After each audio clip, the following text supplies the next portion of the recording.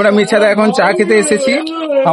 আমাদেরকে যে এখন ডোনেট করেছে আমাদের দাদা সৌরভ বাড়ি। আমার চা শেষ হয়ে এসছে, আমি ডোনেট করেছি 70 টাকা বিল। এগুলোকে 7 4 28 280 টাকা বিল হয়েছে। দাদার হাফ চাকে নেশা হয়ে গেছে, মানে ব্যাপারটা বুঝতেই পেরেছো। আর আমাদের দাদা শুভদীপ দা একদম ঝাকাস। আমাদের বিজয় দা, তুমি কিছু বলো। খালি চা খালি। 1 কাপ চা খেয়ে নেশা হয়ে গেছে, 1 কাপ চা খেয়ে ফুল নেশা মিশে যাবে। সরি গাইস, সবাই প্লেসটা দেখে রাখো, জাস্ট আগুন। Wow, nice.